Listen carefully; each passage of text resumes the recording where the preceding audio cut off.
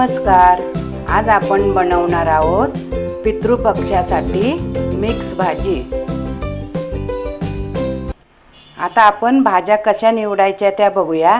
इथे मी भेंडी घेतलेली आहे. भेंडी आहेत ना अशी कोवळी पोपटी असतात ना ती घ्यायची आहे आणि असं ना देठ मोडून बघायचं आहे. मग ना भेंडी अशी कोवळी असतात.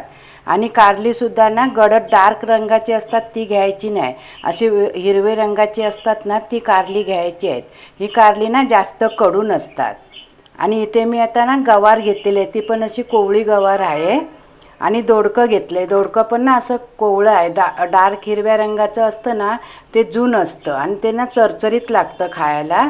आणि इथे मी पडवळ घेतलेला आहे आणि आपण हा भोपळा घेतलेला आहे. आता साहित्य पाहूया. इथे मी 2 मोठे चमचे फोडणीसाठी तेल घेतलेलं आहे आणि 2 मीडियम साईजचे आहेत ना कांदे बारीक चिरून घेतलेले आहेत.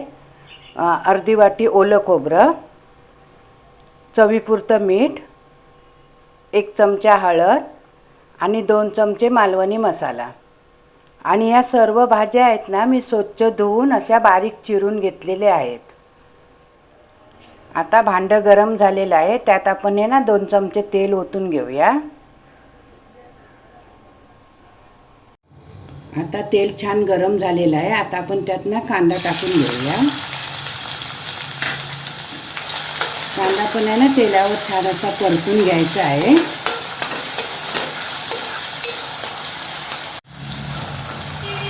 पितृपक्षाच्या भाजीसाठी ना काही जण कांदा वापरत नाहीत. नाही वापरायचा असेल ना तर कांदा नाही वापरला तरी चालेल.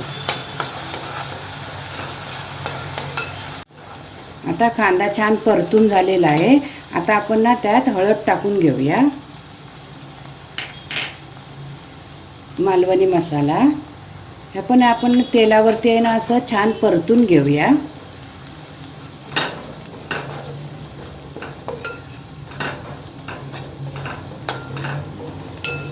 आता आपला मसाला छान परतून झालेला आहे. आता आपण ना यात सर्व भाज्या टाकून घेऊया.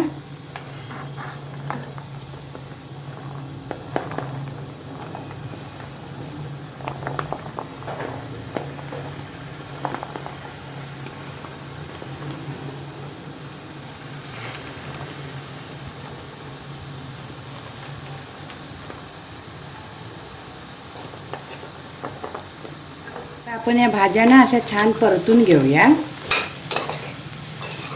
भाज्या व्यवस्थित अशा सर्व मिक्स करून घेतलेल्या आहेत. आता आपण झाकण ठेवून आहे ना बारीक गॅस करून 5 मिनिटं वाफवून घेऊया. आता आपली 5 मिनिटं झालेली आहे. आता आपण या भाजीमध्ये आहे ना चवीपुरतं मीठ टाकूया. आपण या भाजीमध्ये ना पाणी टाकणार नाहीत. वाफेवरतीच आपण शिजवून घेणार आहोत.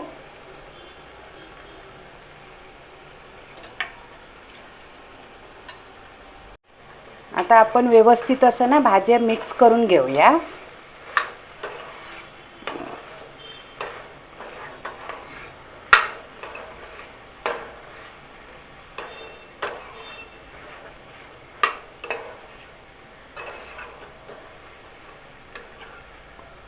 परत झाकण लावून आहे ना आपण 10 मिनिटं भाजी छान शिजेपर्यंत ना वाफवून घेऊया.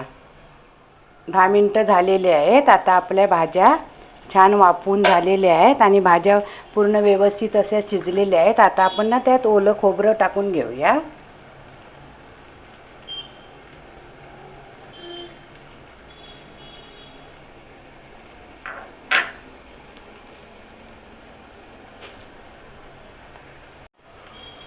आता आपण हे छान असं परतून घेऊया.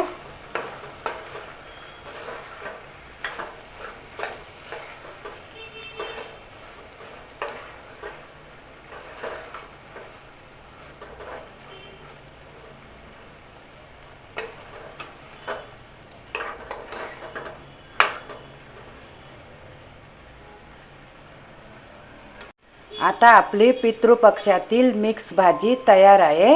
आता आपण गॅस बंद करून घेऊया.